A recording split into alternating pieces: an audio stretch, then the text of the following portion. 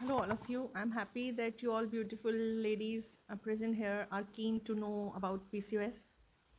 Being a sufferer of the PCOS, this topic is very close to my heart. And being a woman, also, I just can't see other women in pains. It's become very common these days. And because of this, if a woman is not getting her baby, it is very painful condition. Thank you for allowing me to give a lecture and to present my thoughts over PCOS here. In these days, every other woman is suffering from PCOS. So, what actually is this PCOS? You'll get a lot many information on internet these days, and this bombarding of information makes you confuse what to do, what not to do. So I'll try to put it in a capsule form here, and I'll try to explain in very simple language that what actually PCOS is and how you can manage it, because you can't treat it. Once you have PCOS, means your body has the tendency to develop the PCOS over and again. So you have to manage it just like diabetes or just like any other syndrome. Syndrome means cluster of conditions present at a point of time. So I'll tell you how to manage the PCOS, but first let me tell you what PCOS actually is. So, in general term, you can say irregular periods, and the term PCOS means polycystic ovarian syndrome. So, when there are many tiny sacs present or get accumulated inside your ovaries, then the condition is called as PCOS. And these, when menstrual period starts, then this cycle, what we call is menstrual cycle, starts, and it usually ranges from 28 days to 30 days, maybe 35 days. So ideally it should be 28 days. So when menarche starts and the menstrual cycle starts, then if we consider it of 28 days menstrual cycle, then on around the 14th day of the menstrual cycle, ovulation occurs. Ovulation is the process of releasing egg formed inside the ovary, which are actually essential for the fertilization. Fertilization is a process of combining eggs with the sperm so that the baby or the embryo is formed inside the woman. The female can get pregnant. So, for the process of ovulation, these eggs, matured eggs, are required. So these immature follicles which gets accumulated inside the ovaries in the case of PCOS are actually follicles which does not reach to the size which is required for the ovulation, get accumulated inside the ovaries. So this is called PCOS. Now in that case, you don't get periods on time. Sometimes you get periods but the bleeding is very less. Sometimes you get heavy bleeding. So it is because basically because of the hormonal imbalance. Mostly in condition of PCOS, the one hormone which is called testosterone hormone, which is actually a male sex hormone, is actually should be present in minimal amount, is increased in the amount. Its levels are increased in PCOS. So this hormone affects the other hormones like LH and FSH, luteinizing hormone, follicular stimulating hormone, which are actually required for the ovulation. So when because of testosterone the levels of other hormones are disturbed, then the ovulation does not occur. You'll get false periods, means you'll get periods but these are not actual periods. Actual periods are those in which the degenerated egg is released, means when the egg is not fertilized with the sperm, then ultimately it is released along with the endometrium and menstrual bleeding. So when you are not getting the ovulation, you are not getting the matured ova, and whatever bleeding you are getting is actually a false periods. And if you are not ovulating, then it is impossible for a woman to get pregnant without ovulation. Sometimes in case of PCOS, a woman get pregnant too, because she might ovulate in one cycle and might not ovulate for another 2 or 3 cycles. So if she's lucky enough, then she can get pregnant in that one particular cycle when she was ovulated. So what happens, she gets pregnant, but since she has tendency of hormonal imbalance as well, so she might be facing all sort of problems during her pregnancy.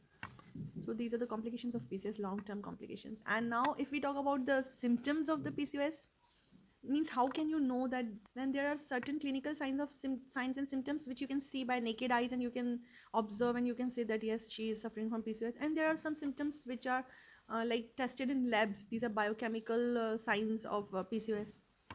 We can diagnose the PCOS through these clinical signs, biochemical signs. And then there is one process called USG ultrasonography, or ultrasound in normal terms. So this is also done to see if the ovaries are having so many immature follicles in it. So these are the methods of diagnosis, but the first, let me tell you the clinical signs and symptoms of PCOS. As I said, in PCOS, testosterone levels are high. So when testosterone levels are high, it is a male sex hormone. So you can get all sort of things which are common in males, like facial hair and body hair, thick coarse body hairs, like hair on the back, hair on the chin, hair on the side locks, and sometimes you can see the uh, deep voice. Along with deep voice, you can see the masculine body, and these are the main symptoms you can see in a woman. Sometimes insulin resistance is there, it is another cause of PCOS. So if you can see the insulin resistance is there, insulin resistance, let me explain. Condition when your body is not properly utilizing the insulin hormone, which is so to maintain the blood sugar levels, the pancreas has to release more of insulin. So insulin resistance is a condition when your body is not properly utilizing the insulin hormone. In that condition, you can see acanthosis nigricans, and in women you can see the dark lines in the neck folds or other skin folds like elbow or other folds of the body. You can see the dark velvety patches or lines, okay, like underarms and all. So you can see these signs of acanthosis nigricans in PCOS women also, especially in those women where the insulin resistance is there, and insulin resistance is there in almost 80% of women, okay. So another clinical sign is the hair fall. You can say the hair fall is more than normal, and sometimes you can see the alopecia, which is a male pattern baldness, means baldness from this area, the frontal area. You can see the baldness. You can't find, most of time the PCOS women are obese, and you can find the central obesity, means abdominal obesity in PCOS women, but it is not always the case. 20% women suffering from PCOS are lean PCOS also, means they are thin without any obesity. Sometimes you can see that they are underweight but they are having PCOS. In that kind of PCOS, stress is the major cause of the PCOS. So that is another type of PCOS. Now there are some biochemical tests also, which is called PCOS profile, in which we or the gynecologist as a patient to do certain hormonal tests like LH-FSH ratio. We see the estrogen levels because estrogen dominance is there, for the testosterone level. Sometimes we can test for prolactin also, because increased prolactin levels are also seen in condition of PCOS. Other than that, there is another condition where adrenal hormones are also increased, and this is separate kind of PCOS which is not very common and which is different from the classic type of PCOS, but in that case the adrenal hormones are also tested. So this is the biochemical portion. Another clinical sign, which is, as I said, prolonged periods, है ना? Or no periods. Sometimes you can't get periods for 2 to 3 months. So these were the symptoms and diagnostic criteria. Now causes of PCOS. There is not a particular or a fixed cause of PCOS. This is a cluster of conditions, so there are cluster of causes as well. So the major cause, what I believe is common these days, is irregular meal patterns. Number 2, the irregular sleeping patterns, and number 3, the stress. The level of stress we are facing these days, right from the school going age, this was not seen ever before. So these three are the major causes, and apart from that, there are many different causes for PCOS. If you have family history of PCOS, then you are most likely to suffer from PCOS. Like if your mother, if your aunt, blood relative is suffering from PCOS, then chances of suffering from PCOS is high in your case. Another cause is like if you are obese, as I said, irregular meal patterns are there. You're following irregular meal patterns and you're obese. You're taking extra amount of carbohydrate in your diet, because carbohydrate may cause the insulin resistance. As I said earlier, insulin resistance. So the levels of insulin are increased in your body, and the levels of insulin hormone will affect the levels of other hormones which are actually required for the ovulation. So the PCOS hormones are affected with insulin hormone. So if you are taking high carbohydrate diet, refined carbohydrate like maida, suji, and you are taking low protein and lots of dairy and lots of sweets and chocolates and processed foods, then you might be having this PCOS. So there are some researches that say that if you have vitamin D3 deficiency, then also you might be suffering from PCOS, because vitamin D3 and zinc is a trace element, and omega 3, of course, these are required for the synthesis of these hormones which are required for the proper ovulation. So these micronutrient deficiency may also cause the disturbance in hormones and may also result into PCOS. Another major cause is the stress, as I said earlier. Irregular sleep patterns may cause the metabolic stress to the body. I'm not talking about mental stress here. Sometimes metabolic stress may also cause the disturbance in the hormones. Like sometimes you are sleeping at 12:30, sometimes you are sleeping at 2 a.m. in the night, sometimes in the 3 a.m. in the night. So irregular meal timings and irregular sleep timings are also cause of PCOS. And in my practice, I have seen that metabolic stress may cause the all sort of chemical disturbance, and one of those disturbances this hormonal disturbances, and it may result into PCOS. So try to follow a same regular pattern for your meals and your sleep. Now another cause is like eating too much of packaged and processed food. You know, these processed foods most of the times, especially the Indian snacks what we are using, they are high in carbs, they are low in protein, and most of the times they are high in fat. That is actually the palm oil, because most of the processed foods are made with palm oil, so they contain the fat which is actually not good for our health and our hormone synthesis. So processed, and along with that they also contain some stabilizers, they contain this preservatives and all, which are chemicals which are not good for the synthesis of hormones. So you should avoid processed food as much as you can, because it may release lots of insulin in response if it is carbohydrate rich. It may cause hypercholesteremia if it has bad cholesterol and something like that, and high fat also. Then you can have hypertriglyceridemia as well, which is already very commonly seen in the women suffering from PCOS. So hypercholesteremia, to avoid this condition, you should like avoid these processed foods, especially these high carbohydrate, high fat processed foods. So we were talking about the causes. Another important cause, what I believe, is the hyperandrogenism in the mother.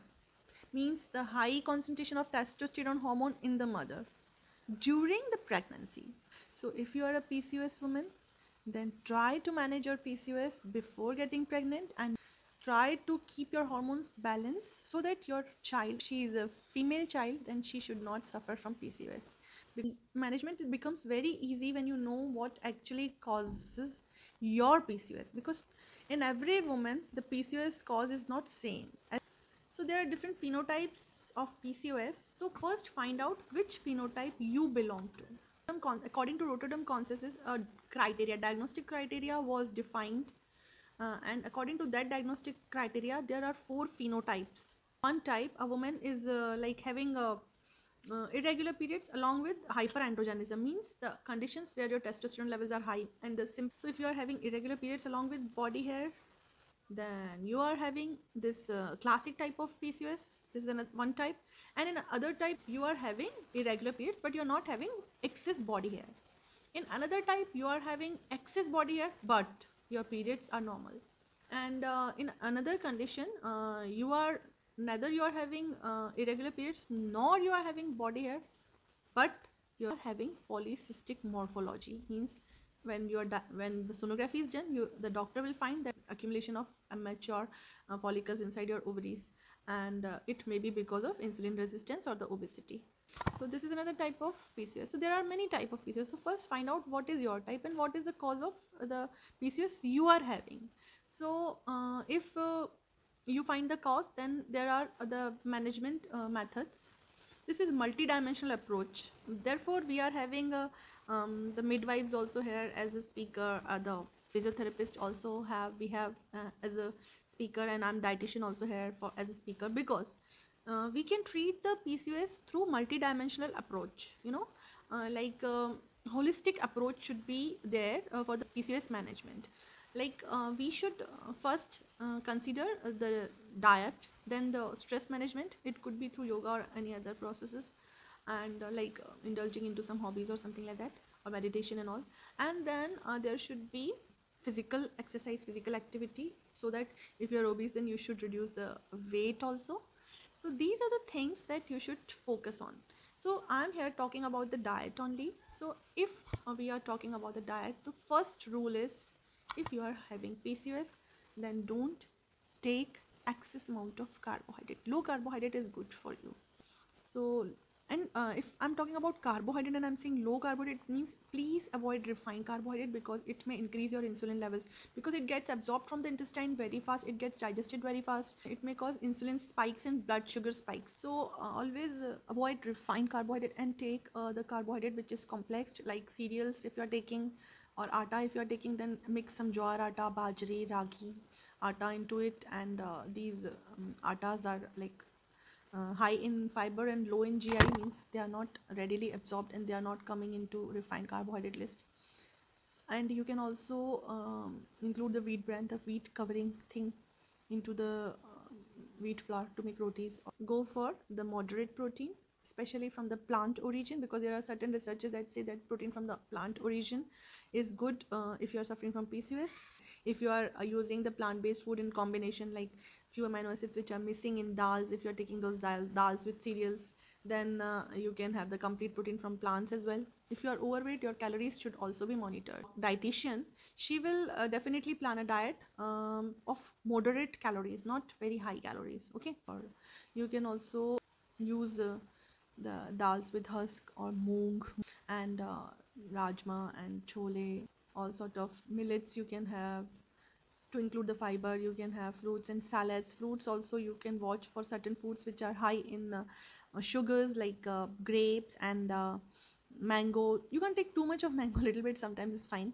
And you can't take chiku, you can't take too much of fruit juices which are again carbohydrate rich. So limited quantity you can have fruits, sometimes in between meals. You can take small frequent meals, not at a time too much calories and too much of food at a time. You should avoid all kind of processed things.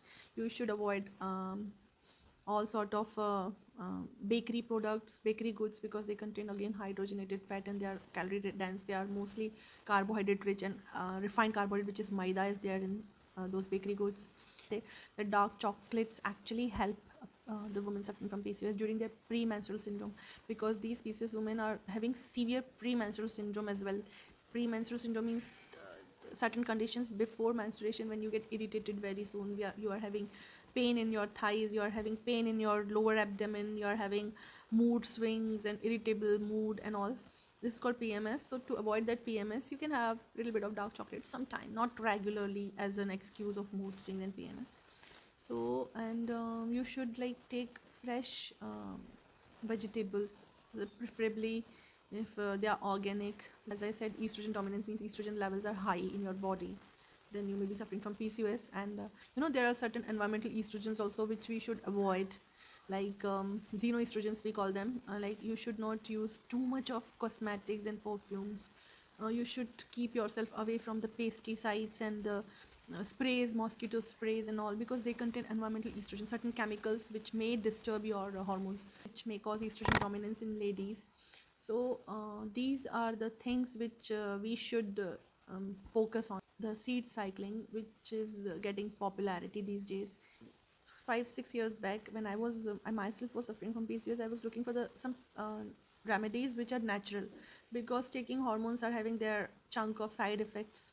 So I was looking for certain remedies, and I saw this article on seed cycling, and I found it interesting. I got good results, and then I applied on my clients, and now I have clinical database which suggests, although there is no such research on this topic, but I have my own clinical database which suggests that it works. The infertility is because of hormonal imbalance only, then of course this seed cycling works.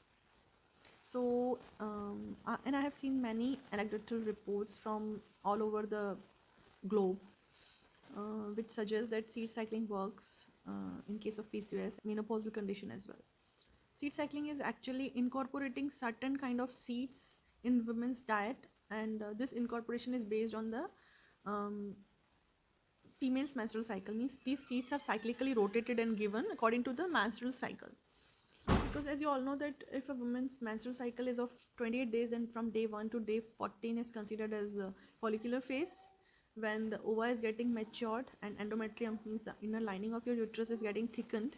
So estrogen dominance is there in this phase, follicular phase. So to support the proper levels of estrogen, the flax seeds and the pumpkin seeds are given in certain amounts. So combination of these seeds actually regulate the levels of estrogen in follicular phase.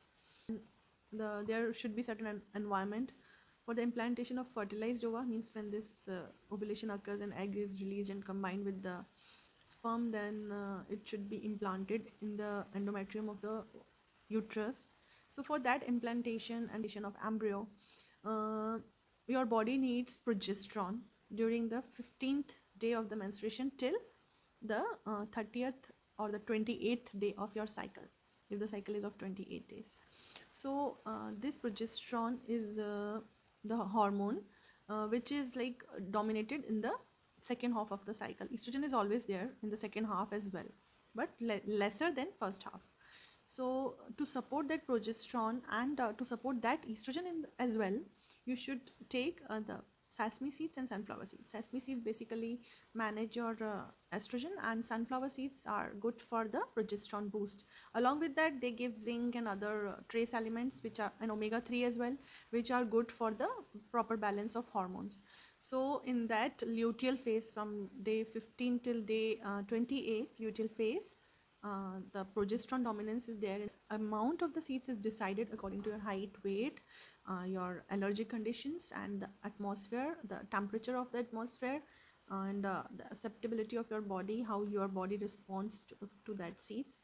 So the amount of the seeds given is generally decided by the dietitian. So these are the things which you should keep in mind. And now if I'm talking about seed cycling, then there are certain conditions. If you're not getting proper periods, then you should follow the moon cycle for the seed cycling or the seed rotation therapy.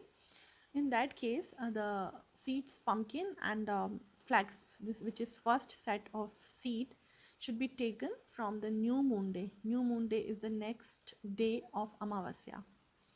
You can Google Amavasya day in the month, and then from next day of Amavasya, the new moon day, till the Purnima or the full moon day, these 14 days you should take flax and pumpkin.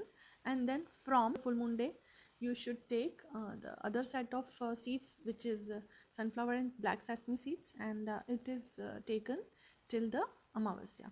So from new moon to full moon, the first set, and from full moon to Amavasya, the next set, and then again start the cycle. So you can take these cycles for irrespective of your periods. You should take these kind of cycles in 3 or 4 months. You will get your periods on time, and within most of the cases within 3 to 4 months the periods get settled down and PCOS is resolved. And so this was all about seed cycling. And yeah, there are some people who are like allergic to certain seeds, and flax seeds allergy is most commonly seen. So you should check for this once you're getting into this seed cycling. And then seed cycling should also be followed along with diet and exercise and stress management as well. It's not a miracle that if you're taking seed cycle and it will work. And then the proper storing and proper way of taking seeds is also important.